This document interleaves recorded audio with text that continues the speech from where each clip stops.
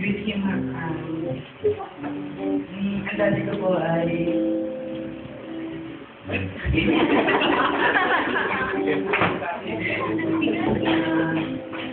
dati ko po ay sipas. Kasi po,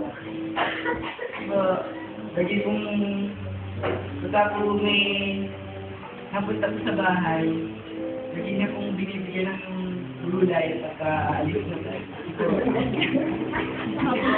Pupunta pala ako sa gulay sa saka may din po siyang gumawa ng mga aparador, gano'n. Favorite. Favorite niya pong verse yung John 8 verse 31-32. Favorite niya pong clothes, lagi pong long sleeve, saka po nakapakit niya. Malimit lang po siya makita rin nakapakit. Sinisibay po sa about your life. So kung dayan sa kanya, dayan. Siguro ko yung magiging palabiro or buwan na tayo age.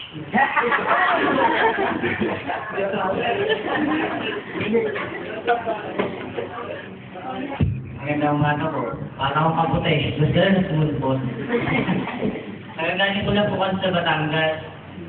Thank God, maaga natapos. Dahil kala po namin, baka matapos po siya ng 12. Eh, pinagsabi ko po tapos ng 30. Salamat ko ngayon, nakahabol. Kaya pala mag-vision jeep na sasakyan ko. Parang lumilipat kami. Ito po tanggalin.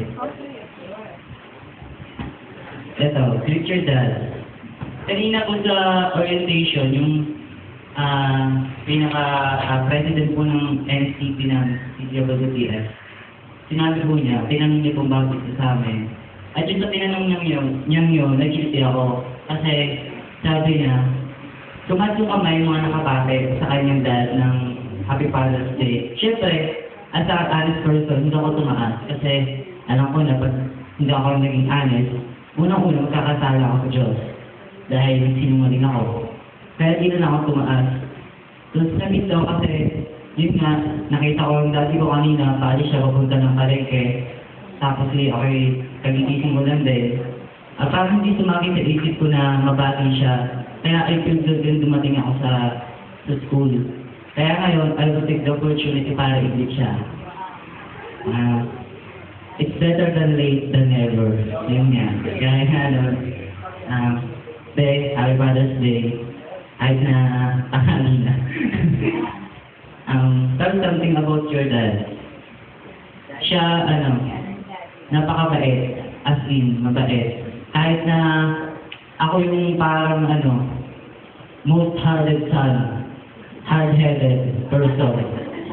Pero malambot mo siya, tikas lang. Pero as time goes by, dahil napaabuti niyang ama sa amin, parang siya yung hulog ng langit sa amin. Siyempre marami akong nagtunang bagay sa kanya. Natuto akong tumayo sa sarili kong mga paa. Tsaka, natuto ako maging firm. Lalo na pumasok ako sa CAC ng high school.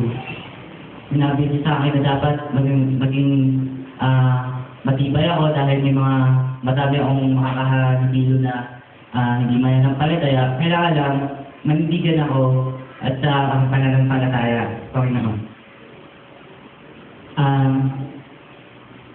Favorites. Ano mga favorites? Madami. Lalo na sa pagkain. Parang lahat ng masarap kinakain.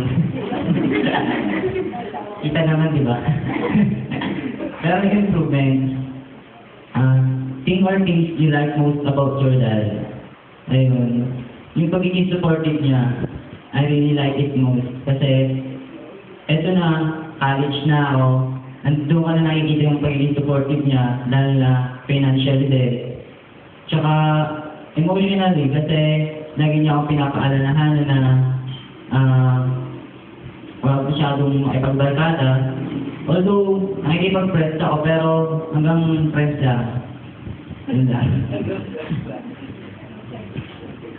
Tsaka yung isa pa yung yung pagtuturo niya sa akin na patuloy na manalig kay God. Kasi, syempre, college na, mas matindi yung mga pagdadaanan ko, lalo na yung course ko, 5 years, medyo matagal. Tinuturuan niya ako na every time na napapasok ako, dapat na mag-pray muna before umalis dahil biyahe pa ako punta ng UP. So, tinuturuan niya ako na lagi manalig sa Panginoon. At ang isa pa, pinakalas naman sabi ko,